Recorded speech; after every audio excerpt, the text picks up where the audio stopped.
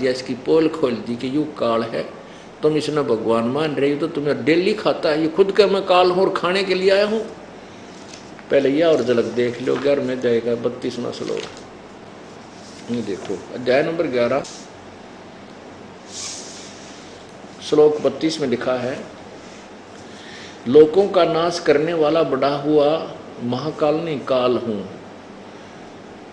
प्रवृद्ध है काल अस्मि काल हूँ, इस समय इन लोगों को नष्ट करने के लिए प्रवृत्त हुआ हूँ। जो प्रतिपक्ष की सेनाओं में सतित योद्धा लोग हैं वो तू ना मारेगा तो भी नहीं रहेंगे, ये सब तेरे बिना भी नहीं रहेंगे, अर्थात तू युद्ध ना करेगा तो भी मारे जाएंगे, इन खाऊंगा। अब ये खुद कहता कि मैं काल हूं, तो ये काल बोल गए गीता जी को, ये काल है ज्योति निरंजन अर्थात ब्रह्म।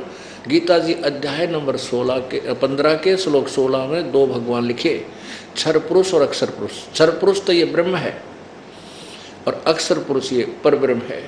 फिर 17वें में जो लिखा है कि उत्तम पुरुषोत्तम ने, जो इस 16 में जो वर्णित है दो भगवान, इनसे कोई और है वो पुरुषोत्तम, और वही पूर्ण परमात्मा वास्तव में अविनाशी है, तीनों लोकों में प्रवेश करके सबका धारण पोषण करते। तो यहाँ जो प्रसंग चल रहा है कि ये तीनों गुणों के द्वारा जो भी हो रहा है, रजगुण ब्रह्मा से संतान उत्पत्ति, विष्णु जी से सतीति और शिव जी से संहार, इसका मुख्य कारण तो मैं हूँ, लेकिन मैं इनमें नहीं हूँ, मैं इनसे ऊपर अलग रहता हूँ, भिन्न हूँ, और ये मेरे पास नहीं है। अब देखो अध्याय नंबर 7 का श्लोक नंबर 12 से आप फिर शुरू कीजिए, आसानी से समझ में आएगा। और भी जो सतगुण से उत्पन्न होने वाले भाव हैं और जो रजगुण तथा तमोगुण से होने वाले भाव हैं, उन सबको मुझसे ही होने वाले हैं ऐसा जान, परंतु वास्तव में उनमें मैं और वे मुझ में नहीं हैं। अब 13वां में क्या कहा है, गुणों के कार्य रूप सात्विक राजस और तामस, इन तीनों प्रकार के भावों से सारा संसार प्राणी समुदाय मोहित हो रहा है। इन तीनों गुणों से परे मुझ अविनाशी को नहीं जानता। आगे देखो 14 में, क्योंकि यह अलौकिक अर्थात अति अद्भुत त्रिगुणमयी मेरी माया, रजगुण ब्रह्मा सदगुण विष्णु तमगुण शिव जी द्वारा फैला गया ये जाल, अर्थात मेरी त्रिगुणमयी माया बड़ी दुस्तर है, खतरनाक है।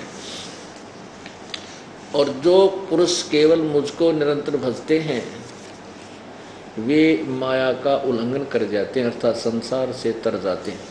इसका क्या अर्थ है, देखो अब तीनों गुणों से ऊपर कहता मुझ अविनाशी को नहीं जानते, इसे सिद्ध है कि जैसा यू भगवान है ऐसे ही तीनों और भी है जिनकी ओर जिन पर और आश्रित है।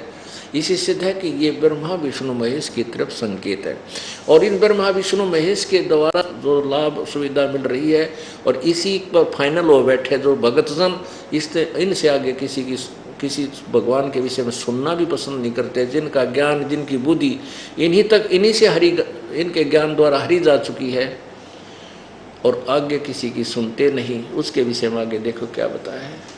15वें में कहा है कि माया के द्वारा ब्रह्मा विष्णु महेश के द्वारा उन्हीं के द्वारा मिलने वाले लाभ पर जो आश्रित हो चुके हैं, उनसे ऊपर किसी की भगवान की पूजा करने को तैयार नहीं है, उनके विषय में करे माया के द्वारा, इस त्रिगुणमयी माया के द्वारा जिनका ज्ञान हरा जा चुका है ब्रह्मा विष्णु महेश के द्वारा, असुर स्वभाव को धारण किए हुए जो इन्हीं तक की पूजा करते हैं, असुर स्वभाव को धारण किए हुए मनुष्यों में नीच और दूषित कर्म करने वाले मूर्ख लोग,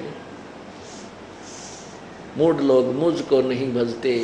इससे सिद्ध है कि ये तीनों गुण भी भजने वाले हैं, जपने के हैं, यानी इनकी भी उपासना होती है।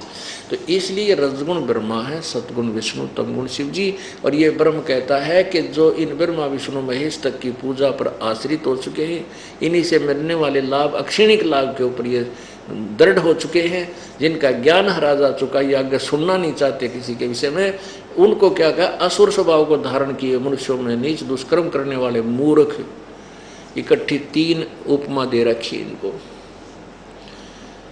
ये दास नहीं कह रहा, ये पवित्र श्रीमद् भगवत गीता अध्याय नंबर 7 का श्लोक 15 बता रहा। मैं तो ये दास तो पढ़कर सुना रहा।